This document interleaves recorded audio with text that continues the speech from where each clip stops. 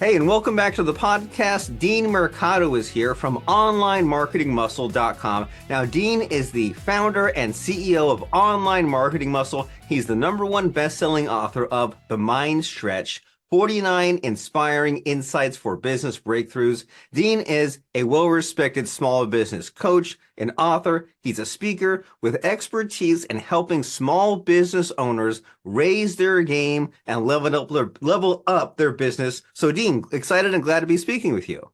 Robert, this is excellent. I'm glad to be here with you as well. So my understanding of you is you have been around the block, you've been beaten up a few times, you got the cuts and the scrapes to prove it. So what do we need to know from you? What has it all led to? How can it be worth it? What are the insights, lessons you gleaned from just all the tears and the trials and the tribulations? Wow, that's a huge loaded question, but I'll do my best to try and give you a little insight there into my world on this side.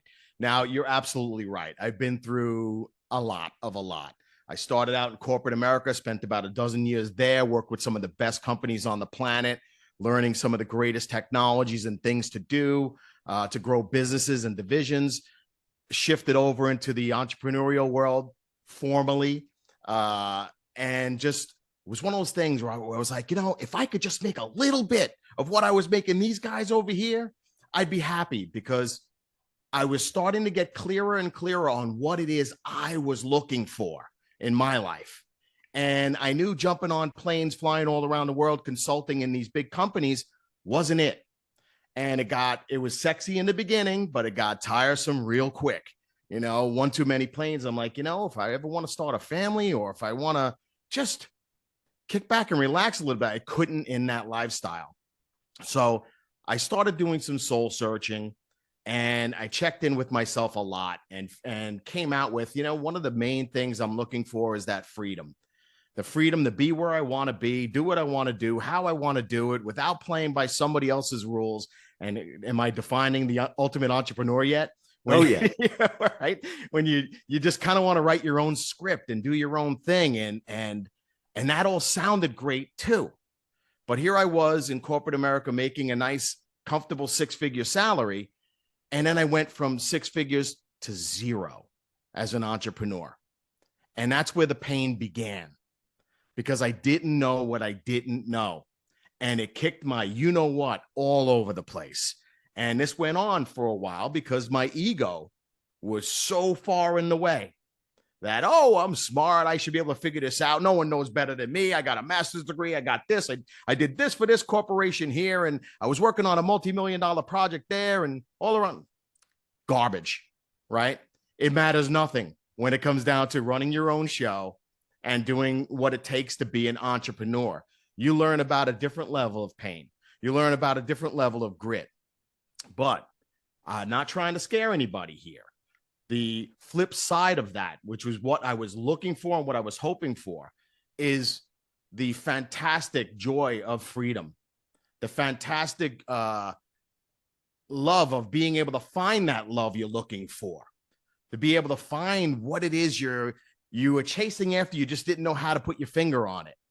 And it took me a little while to get past my own self, right? And then to find my way towards starting to move in the right direction. So very early on in this entrepreneurial journey, I figured out that, hey, look, maybe I'm finding my calling. If I could help just a couple of other good people, a couple of good entrepreneurs not go through this much pain, then you know what?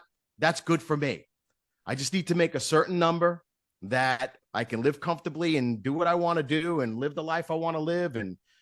And out came the coaching side of the business.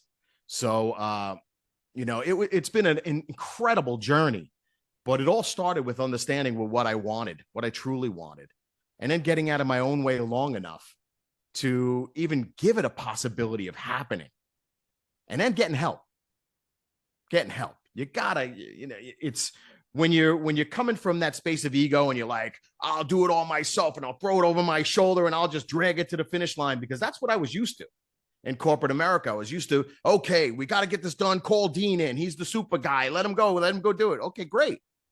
But you know what? Then the next time that problem came up, Who would they have to call again? Me. I had to do it again, and I had to do it again, and I had to do it again. And after a while, it sounds like, yeah, it's nice to be needed, but not like that. Not when it's not healthy, right? So I learned a lot by learning what not to do, but I also, now that I can reflect back on some of those bigger business experiences, I've learned really well how to translate what the big businesses are doing well, that if small businesses would just do a little bit of that, they would be doing a lot better. And that's where my latest craze, which is my clone the owner methodology, had come from. That came from 20 years of coaching other people through a lot of pain and figuring out what works, what doesn't work, what has to happen. In other words, stop fooling ourselves, get real. I'm from New York, but I've recently moved down to South Carolina in the States here. So I'm still a recovering New Yorker. So if you hear a little New York come out in me, you'll understand why. We tend to speak fast and we're a little aggressive and all of that kind of stuff. You like to say, I'm walking here. I'm being an entrepreneur here. Right, exactly, right? But the bottom line is big heart. And I realized that early on, and I had to figure out how to leverage that properly in a business that made sense. And that's why I've done so much coaching over the years. And right now I'm just on a hell-bent mission to get out in front of as many entrepreneurs as I can. The number I threw on it was 1 million eyeballs this year, to just help, give them, if I could give everybody one insight that can change the trajectory of where they're going to a more positive direction, I did my job.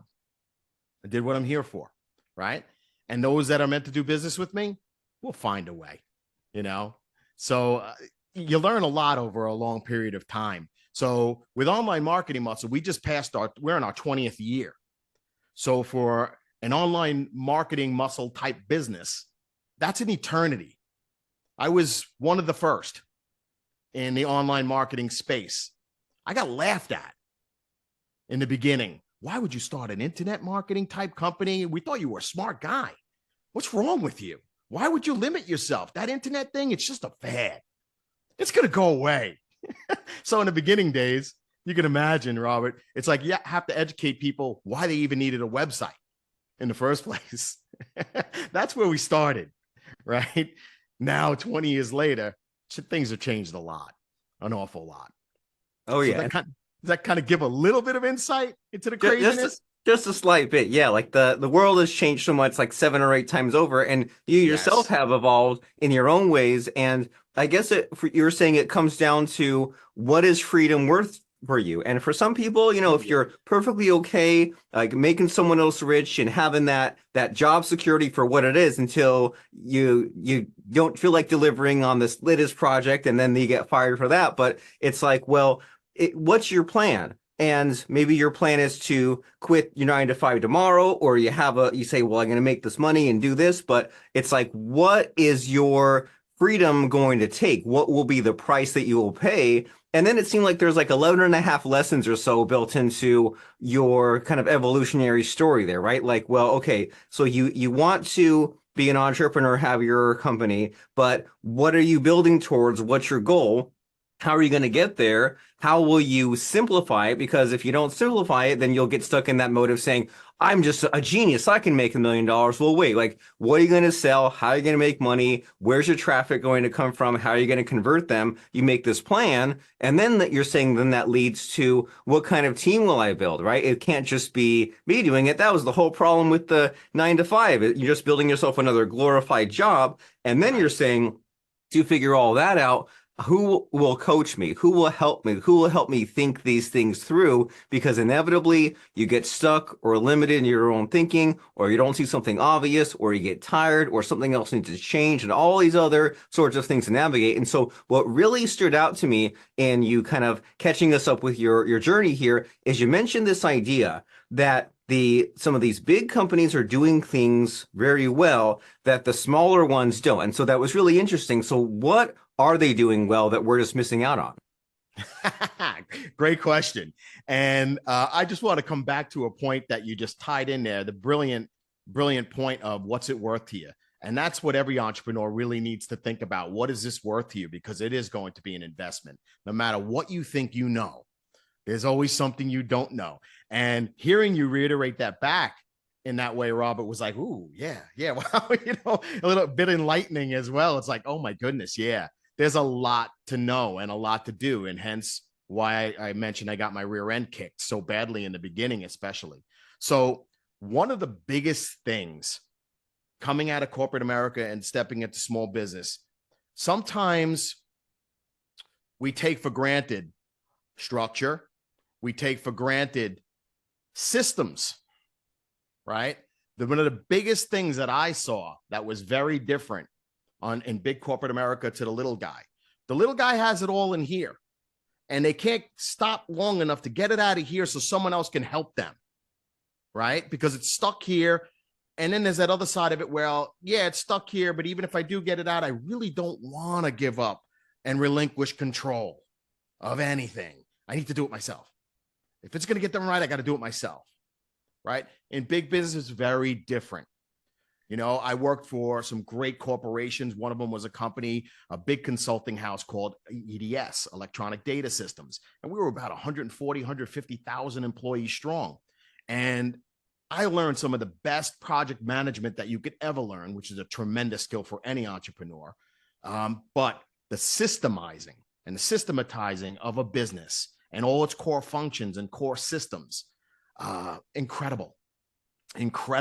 So I took a lot of that and I brought that forward. And then I worked with, I did work with other corporations too that had phenomenal. So I got a lot of ISO 9000 stuff coming forward. Just all the level of thinking that we don't stop long enough as a small business owner to actually do. We think that if it's to be, it has to be me, right? And then we think that, I'll just wing it. I'll just do it. As opposed to trying to create that more consistent result, trying to build a business that does not need you to exist.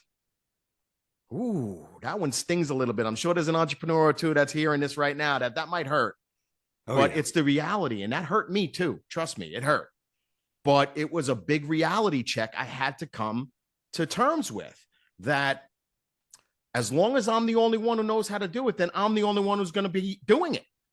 And as I get older, and I'm not getting any younger now, as I get older, I realize much more clearly that if I truly want the freedom that I was seeking in the beginning, that idea of freedom has to evolve too with me, with how I do things. I have to evolve because freedom, it's not easy. You have to work for it. It's hard work and it's constant work. And when you're all alone doing this, it may seem like, yeah, well, I got freedom because I can go to work today, or I don't have to go to work today. That's all fun and great. But you know what? Then you start owning homes. Then you start having other bills come into the picture. And if you're crazy enough like I was, you lived in New York for over 55 years. If that was you, then you really should understand what I'm saying here, because it's like, hey, at some point, something's got to give. And if you want to create a business that you can retire on, and I'm not the first one to say it, build your business as if you're going to sell it. You always should be building your business as if you're going to sell it. No, you don't have to sell it. I'm not telling you need to sell it. Build it as if you were going to. Or if it's easier and feels better to you, build it like you were going to franchise it, if that feels better to you. When you do that, you create something that's duplicatable, that's replicable, right? Something that can stand on its own, something that's worth talking about, right? And that's where our colonial owner machine has come from. It's come from a lot of that pain, a lot of that learning, trying to bring several of those ideas forward, especially when it came to the main message of colonial owner, which is leverage. It's about getting leverage on yourself, on your business, on your team, on anything that you can get leverage on, right? As long as it's legit, as long as you're not hurting anybody, right? Let's not go there. We're not trying to do anybody any wrong in this world.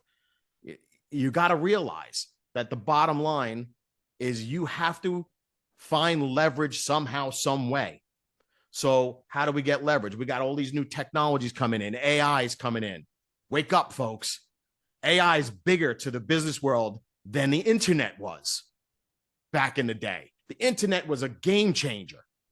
This AI thing is even more severe. So if we're not evolving, and we say it in the book, The Mind Stretch, we say you got to evolve to actualization. In other words, you got to keep evolving yourself, and you're going to keep becoming who you need to become. But that never ends until you die. You'll keep evolving, right? If indeed you truly want what you say you want. If it's things like growth and scaling and freedom, right? Whether that's financial freedom or time freedom, whatever it is, right? We have to do what we need to do in order to grow. Yes, we want to look into these big businesses and say, what are they doing right? Now, keep in mind, they do a lot wrong too. And that you should be looking at as well, of what they do wrong. They waste a ton of money. They tend to throw money at problems to fix problems. A lot of times that's the case. I can't tell you how many companies I stepped into consulting wise in big corporate America. That's exactly what they were doing. Even the companies I was working for were doing it, right? Oh, throw another 3 bodies at it as if that's going to solve it, right? Because it's the same mentality, right? It was Benjamin Franklin that said you can't solve a problem with the same mind that created it. Right. Something along those lines. I think it was Benjamin Franklin. I think so. And that's what we're dealing with.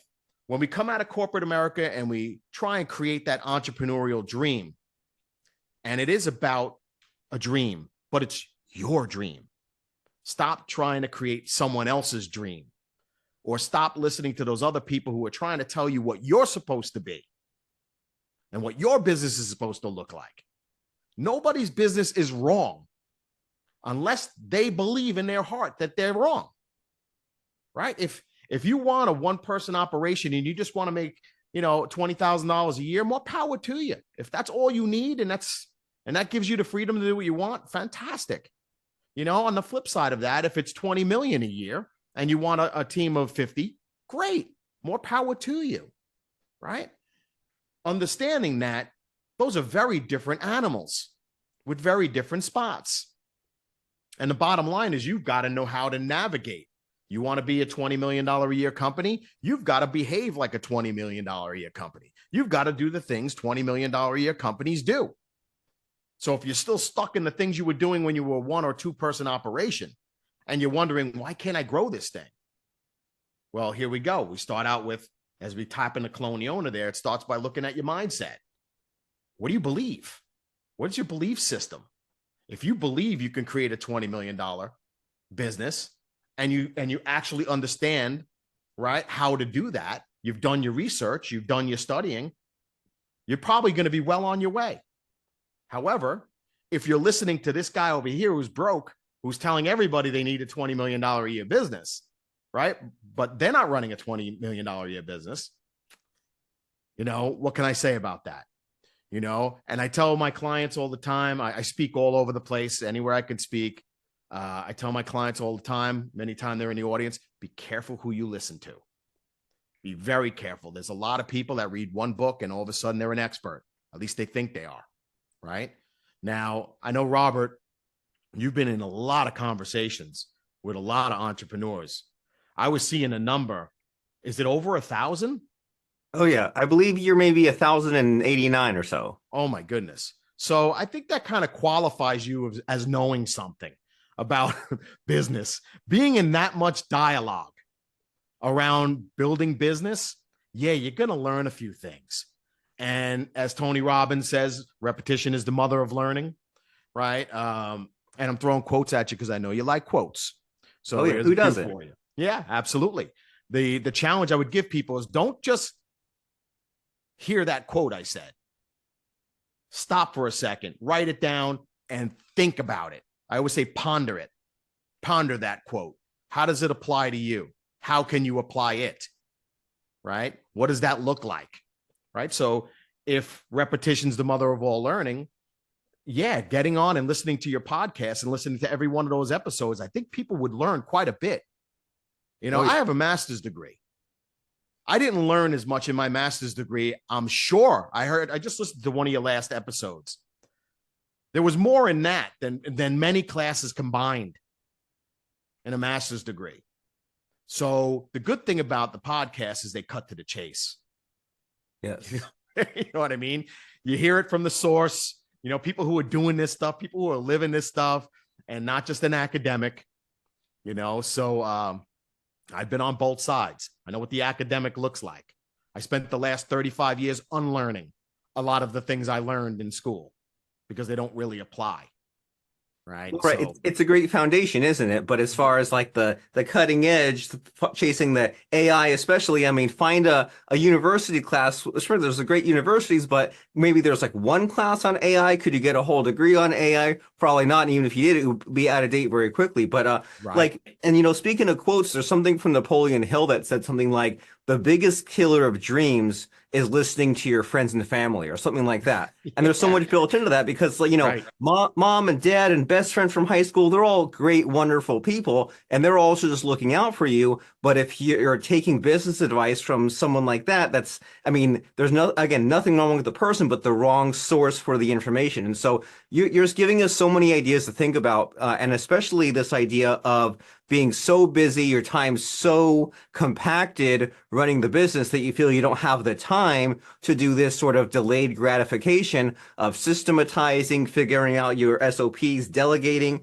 figuring out the leadership skills, just becoming this more evolved, better business person. And as you said, following in the footsteps of these $20 million companies, if that's what you want to be. So you're saying, figure out what we want, figure out what the goal is, that milestone, and then have a plan for getting there, because you won't just fall into a $20 million a year business. You need to take some steps, figure out some skills, evolve, get some help. And so we're in our last few minutes of our conversation here. I feel like you mentioned packing into a podcast episode. That's you, right? You packed in like 2 or 3 episodes worth in here. So in our last few minutes, since we're almost out of time, I want to make sure that we kind of put the sales pitch in here, right? Of the Mind Stretch book, of the Clone the Owner system. So if someone says, man, I feel like I have to listen to Dean's episode like 3 or 4 times, and they're excited at the end and they say, I need those next steps, the call to action, Dean's help. What's the next step? What's the call to action? What's the website? How does someone find out more about you if they were already impressed and just want to drink from more of the fire hose? Sure. I've been on this thing called the internet for a long time.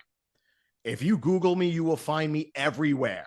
And that's not bragging, that's not boasting, that just is, right? Because I've been around for a long time. DeanMercado.com is my gateway to a lot of the things that I do. My book is on there. My book's on Amazon. You can grab it there.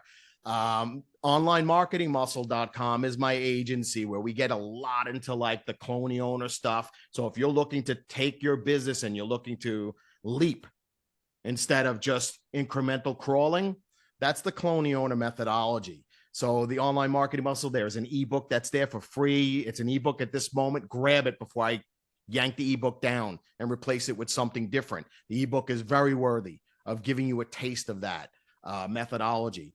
So onlinemarketingmuscle.com, deanmercado.com. On social, I play mostly probably on LinkedIn. But come, I'm a sociable guy. I'm approachable. Come talk to me. I don't believe in hard selling. That's just not my way.